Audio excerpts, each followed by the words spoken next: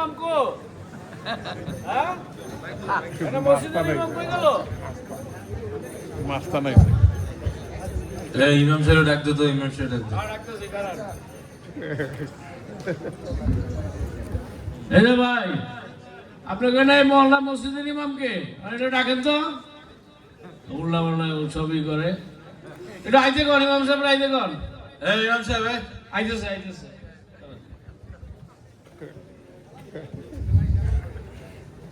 আসসালামু আলাইকুম। ওয়ালাইকুম আসসালাম। হ্যাঁ, আপনি ইমাম, মসজিদের ইমাম আপনি? হ্যাঁ, এই মসজিদের ইমাম। কেন, কি হয়েছে?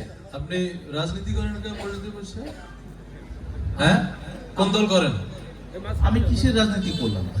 আমি তো কোনো রাজনীতি করি না, কোনো দলও করি না। এখন তো মনে হচ্ছে কিছুই বুঝেন না আপনি। আপনি গত জুম্মায় কি বয়ান দিছেন? আমি গত জুমায় তো আমি ইনসাফের কথা বলেছি, কোরআনের কথা বলেছি, এখানে চাঁদাবাজি, ঘুষ এই সময়ের বিষয়ে কথা বলেছি। এই সাদাবাজি নিবন্ধ দিতে কইছে করে আপনারে? আপনি 12 সান্তের ফজিলত চেনেন না? চেনেন না আপনি? হ্যাঁ, চিনি। আপনি রোজা, নামাজ, হজ, যাকাত, আসমানের উপরের কথা কইবেন, জমিনের নিচের কথা কইবেন। আপনি সাদাবাজি দিয়ে বন্ধ দিতে কইছে। হ্যাঁ? আরে ভাই, এটা নিয়ে তো এত কিছু বলার কিছু না। এখন তো সব জায়গায় এটা দেখা যাচ্ছে, মানুষের মোবাইলে এখন দেখা যাচ্ছে যে কোথায় চাঁদাবাজি আরে হচ্ছে। মোবাইলটা আপনি নিয়ে ঘুরেন কি? আপনারে কেউ কইছে? আরে কমিটির ভাই, লোক কইছে? কমিটির লোক কইছে আপনারে? আমাকে কমিটির কেউই আমাকে এগুলো বলেনি। আমি এই যে আমাদের এখানে অনেক মুসল্লিরা আছে, সেদিনও বললো যে এখানে এই যে আমাদের বাজারে এরকম চাঁদাবাজি হচ্ছে। চুপ করেন না, ফাউল কথা বলেন। আমাকে সাদাবাজি দিবেন? এই আমাদের মসজিদে সাদাবাজি এই না, না, এলাকায় কত কেউ বলছে? আরে কে চাঁদাবাজি? কোনো চাঁদাবাজি হয় না? কোনো চাঁদাবাজি নেই। কোনো চাঁদাবাজি হয় আরে না। ভাই, আপনার লোকে তো এই কথাগুলো বললো। আরে রাখেন না, আপনি আমার দিকে আঙুল দেন কি লেগা? আমি কোন কি করছি?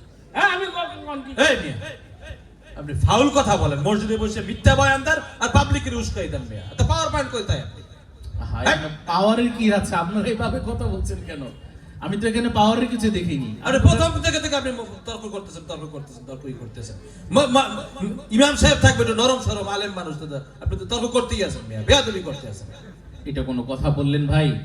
আমি যদি কোরআনের কথা বলি, আমি যদি ইনসাফের কথা বলি, আপনি যদি এটা কি আপনি বেয়াদবির কথা বলছেন? আপনি যদি এই ইনসাফের কথা, এই কথা মনে হয় যে একটা রাজনীতি, আমি রাজনীতিবিদ। যদি এই হকের কথা বলতে গিয়ে যদি মনে হয় যে আমি বেয়াদব, তাহলে আমি বেয়াদব হতে রাজি আছি ভাই। আসলেই একটা বেয়াদব। 5ই আগস্টের পরে তোমাদের পাংখা গজাই গেছে না?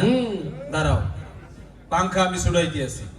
এই মাপ চান, বাইরে গেছে মাপ চান। আমি কেন মাপ চাইবো? আমি তো মাপ চাওয়ার মতো কিছু করিনি। কিছু করেছি বলে? মাপ না চাইলে আপনি কেমনে মসজিদে ইমামতি করেন? দিয়ে দিন মিয়া। আপনার মতো হুজুর আপনার এলাকায় দরকার নাই। দরকার আছে ভাই?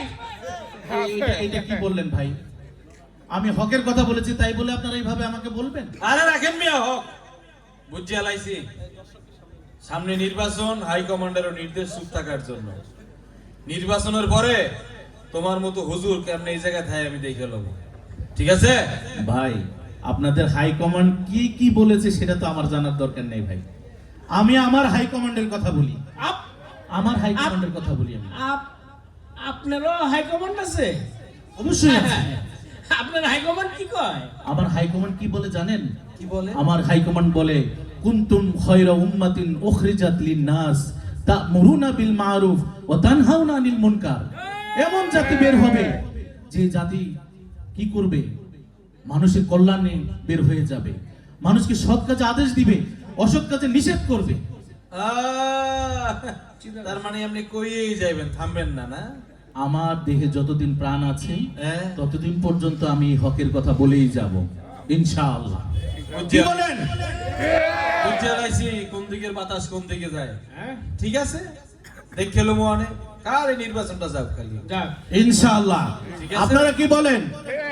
সত্য কথা বলবো, হকের কথা বলবো, ইনসাফের কথা বলবো, ন্যায়ের কথা বলবো, সবকিছু আমরা বলবো। আমরা